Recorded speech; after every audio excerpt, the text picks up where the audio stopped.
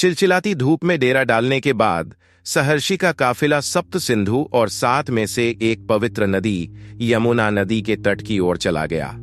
यमुना ने कई गांवों और राज्यों को जीवन दिया और अपना मार्ग पूरा करके प्रयागराज में गंगा में मिल गई। ग्रह पर सबसे बड़े मनुष्यों के जमावड़े का स्थान कुंभ मेला। सभी शिष्य दुर्गम यात्रा से थक चुके थे और उन्होंने रुकने का फैसला किया। नदी से कुछ दूरी पर नदी का किनारा शुरू हो गया। दानेदार, नरम और ठंडी रेत खुरदरे और थके हुए पैरों को सुखद लग रही थी। रात भर की यात्रा के कारण सभी शिष्य थके हुए और भूखे थे। उनके लिए यमुना नदी के तट के अलावा और कौन सी बेहतर जगह होती। नदी के किनारे के राज्य फल फूल रहे थे।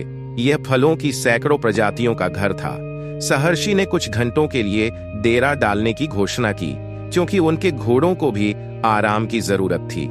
शिष्यों ने आपस में कर्तव्य बांट लिए। उनमें से कुछ लोग भोजन इकट्ठा करने गए, कुछ लोग घोड़ों को पानी पिलाने ले गए। सहर्षि दूर कोने पर बैठे सूर्योदय देख रहे थे।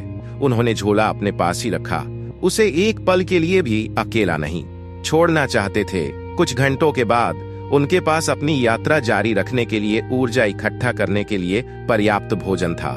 वे फलों की थाली लेकर अलाव के चारों ओर बैठ गए। सहर्षि के साथ उन्होंने भगवान शिव से प्रार्थना शुरू की। उन्हें भोजन प्रदान करने के लिए धन्यवाद दिया। उन्हें अपने जीवन चलाने में मदद करने के लिए, भोजन के रूप में प्रकट होने के लिए धन्यवाद दिया।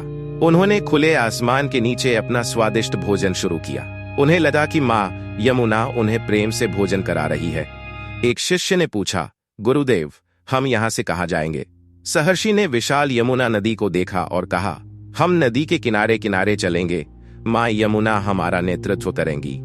कहाँ तक गुरुदेव? शिष्य ने पूछा। यह प्रश्न हर शिष्य को परेशान कर रहा था, लेकिन लगातार यात्रा करने के कारण किसी ने नहीं पूछा। प्रयाग, सहर्षि ने कहा। कुछ ही महीनों में प्रयाग सभी पवित्र नादा साधुओं का घर बन जाएगा। लेकिन हम वहां क्या करेंगे? दूसरे शिष्य से पूछा। हमें नादा अखाड़े जाने की आवश्यकता है। अखाड़े के मुखिया स्वामी शंकरखंड होंगे। हमें उनसे मिलना है। वह हमारी मदद करेंगे। सहर्षि ने अपनी मूंछों से फलों का रस निकालते हुए कहा। कैसी मदद गुरुदेव? शिष्य ने पूछा, जबकि हर शिष्य ध्यान से सुन रहा था। सभी जानना चाहते थे कि उनके गुरुदेव को किस सहायता की आवश्यकता है।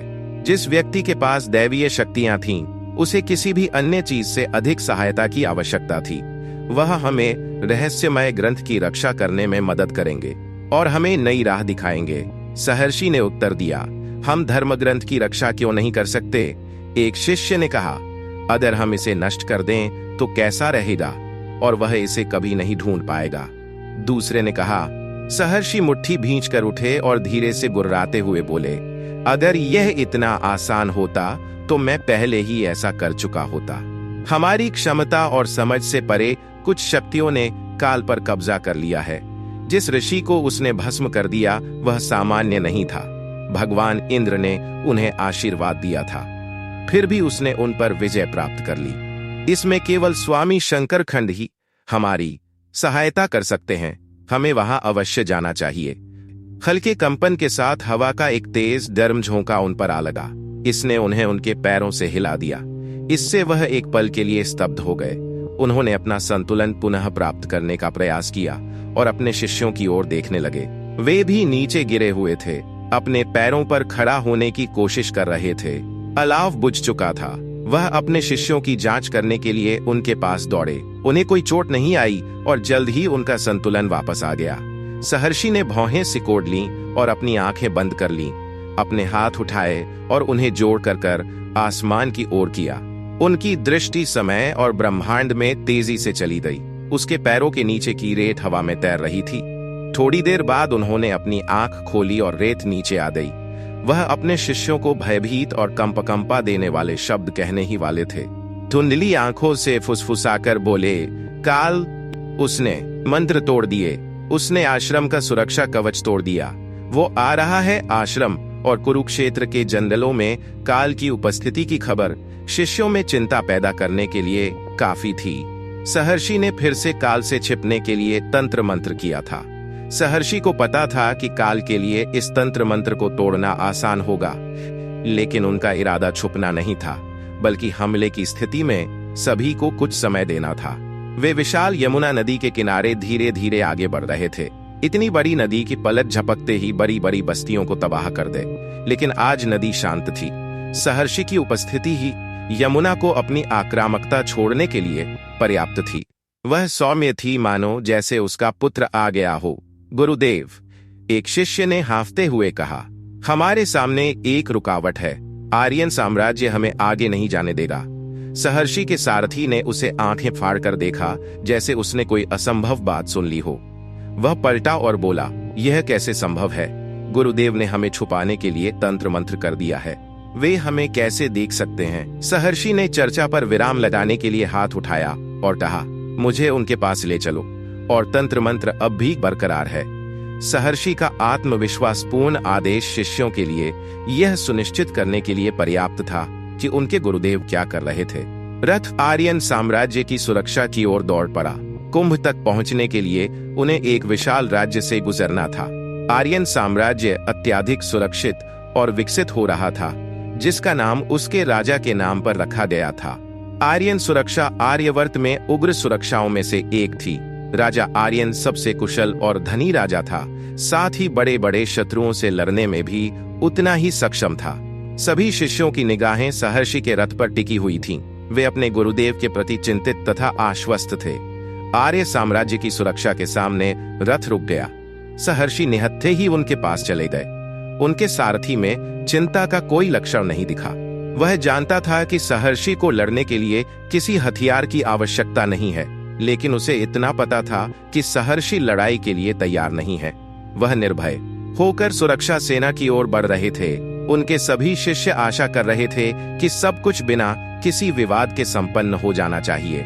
जैसे ही सहर्षि करीब आए, सुरक्षा योद्धाओं ने अपने त्रिशूल निकाल लिए। उनके सभी शिष्य आवश्यकता पड़ने पर कार्य करने के लिए तैयार खड़े थे। सहर्षि ने मुस्कुराते हुए कहा, अच्छी बनावट है। आपके त्रिशूल आंतरिक अंगों को सबसे अधिक नुकसान पहुंचाएंगे और गहराई तक काटेंगे। सभी सुरक्षा योद्धा प्रसन्न होकर एक दूसरे की ओर देखने लगे। सरदार सहर्षि के पास गया और बोला, आपको मालूम है कि इससे कितना नुकसान हो सकता है, परंतु आप यह नहीं जानते कि ये भयंकर योद्धा इससे क्या कर सकते हैं। और यदि आप अपने आप को और अपनी सेना को खून के तालाब में नहीं देखना चाहते तो लौट जाइए। सहर्षि और भी अधिक मुस्कुराए और बोले, हमारा इरादा किसी को नुकसान पहुंचाने का नहीं है। हमें केवल आपके शक्तिशाली साम्राज्य को पार करने के लिए अनुमति की आवश्यकता है। क्यों? सरदार गुर्राया, हम कुंभ शुरू होने से पहले प्रयाग की यात्रा करना चाहते हैं। स्वामी प्रतीक्षा कर रहे होंगे। सहर्षि ने समझाने की कोशिश की। सरदार सहर्षि के करीब गया और फुसफुसाया, रास्ता घूम कर जाओ। बूढ़े आदमी, इस साम्राज्य में किसी को भी पैर रखने की इजाजत नहीं है। मुझे पता है, हम सभी जानते हैं। सहर्षि ने दूर खड़े अपने शिष्यों की ओर देखते हुए कहा, यही कारण है कि मैं आपकी अनुमति मांगने यहाँ आया हूँ। सरदार ने उन्हें घूर कर देखा, जोर जोर से सांस ली और अपना सिर थोड़ा हिलाया। अपने राजा आर्यन को मुझसे बात करने के लिए कहो। सहर्षि ने अनुरोध किया।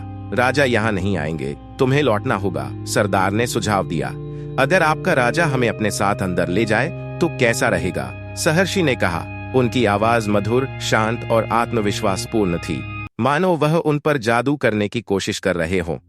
सहर्षि ने अपने रथ की तरफ बढ़ते हुए कहा। जैसे ही उनका रथ उनके शिष्यों के पास पहुंचा, सभी ने उनसे घटना के बारे में पूछने की कोशिश की। त्रिशूलों के बारे में उत्सुकता थी। सब कुछ नियंत्रण में है, सहर्षि ने बताया, और वह विशाल यमुना की ओर मुख करके बैठ गए। सरदार के सहायक ने सम्मेलन कक्ष में प्रवेश किया और नीचे से ही संदेश दिया। राजा आर्यन उठे और फुसफुसाए, उसकी उनसे इस तरह बात करने की हिम्मत कैसे हुई? सरदार को तैयार रहने को कहो, मैं आ रहा हूँ। आर्यन अपनी सुरक्षा से गुजरा और अपने घोड़े को सहर्षि के काफिले की ओर बढ़ा दिया। सुरक्षा योद्धा वहीं तैनात खड़े रहे, क्योंकि उनके राजा ने उन्हें हमला करने का आदेश नहीं दिया था। उन्होंने परंपरा का पालन किया। सहर्षि के शिष्यों ने तुरंत अपना मोर्चा संभाला, अपने त्रिशूल निकाल लिए। सहर्षि ने अपने शिष्यों को शांत करने के लिए हाथ उठाया। वह चलकर सामने खड़े हो गए। राजा आर्यन सहर्षि से कुछ दूरी पर रुक गया, घोड़े से उतरा, म्यान से तलवार निकाली और उनके पास चला गया। सभी शिष्य धड़कते हृदय से देख रहे थे। राजा आर्यन सहर्षि के निकट आया और रोते हुए बोला, आर्यन साम्राज्य आपका स्वागत करता है गुरुदेव। उसने अपनी तलवार अपनी दोनों हथेलियों के ऊपर रखी और एक घुटने पर बैठकर कहा, मैं अपने सुरक्षा सरदार के दुर्व्यवहार के लिए माफी मांगता हूँ। तुम्हें मुझसे माफी मांगने की जरूरत नहीं है। इसके बजाय अपने सुरक्षा प्रमुख पर गर्व करो। वह तुम्हारी सुरक्षा की देखभाल करने वाला आदर्श व्यक्ति है मेरे बेटे। आर्यन ने अपने आंसू पोंछते हुए कहा, मुझे एक बार और आपकी सेवा करने की अनुमति दीजिए। यह सही समय नहीं है मेरे बेटे। कुंभ शुरू होने से पहले हमें तत्काल प्रयाग जाने की जरूरत है। सहर्षि ने कहा, मैं आपके लिए सारी व्यवस्था कर दूंगा गुरुदेव। कुंभ शुरू होने से पहले आप प्रयाग पहुंच जाएंगे। आर्यन ने पेशकश की। सहर्षि ने उसका प्रस्ताव स्वीकार कर लिया। वह जानते थे कि राज्य तीव्र यात्रा की व्यवस्था करने में सक्षम है। उनके पास सबसे अच्छा बुनियादी ढांचा था। राज्य की ओर जाते समय सरदार को एहसास हुआ कि सहर्षि कौन थे। उनका राजा किसी वक्त उनका शिष्य था और आज भी उन्हें अपना गुरु मानता था। वह हर संभव मौके पर सहर्षि से माफी मांगता रहा। क्या तुम्हें कभी स्वामी शंकरखंड से मिलने का अवसर मिला है? सहर्षि ने पूछा। नहीं, वह तभी नहीं दिखे। सभी नादा साधुओं का मानना था कि उनके पास दैवीय शक्तियां हैं और वह समय की प्रकृति को चुनौती देते हुए जहां चाहें वहां यात्रा कर सकते हैं। आर्यन ने कहा, वह वास्तव में दिव्य हैं। सहर्षि फुसफुसाए। रथ रुका और सहर्षि ने एक विशाल जहाज देखा। यह आपके लिए है गुरुदेव। आर्यन ने अपने सामने जहाज की ओर इशारा करते हुए कहा, इस जहाज में आराम के लिए सभी सेवाएं हैं और मेरे कर्मचारी समूह हर चीज का ध्यान रखेंगे। आर्यन ने कहा। आर्यन। सहर्षि मुस्कुराए। अब मेरे लिए आराम प्राथमिकता नहीं है। मैं चाहता हूं कि सुरक्षा प्राथमिकता हो। इस जहाज में सुरक्षा उपकरण लगाए गए हैं। निचले मंजिल पर हमारे पास 16 द्वार हैं। प्रत्येक द्वार पर एक उच्च गति वाला प्रक्षेपास्त्र है। यह आसपास के सभी जहाजों को नष्ट कर देगा। आर्यन ने उत्साह से कहा, बाड़ उच्च गुणवत्ता वाले लोहे से बने हैं। इसमें कोई भी चीज छेद नहीं सकती। उसने आगे कहा, और इसे कैसे चलाना है? आपको मेरे कर्मचारी समूह को आदेश देना होगा गुरुदेव। वे आपके आदेश का पालन करेंगे। लेकिन क्या किसी के हमले की संभावना है? आर्यन ने पूछा। काल ही हमारे लिए एकमात्र खतरा है। सहर्षि फुसफुसाए। वह आर्यन की ओर मुड़े और बोले, मैं कल सुबह यात्रा करना चाहता हूँ और इससे पहले कि काल हमें ढूंढ ले मेरे लिए समय पर वहां पहुंचना महत्वपूर्ण है। सहर्षि की बातों में चिंता झलक रही थी।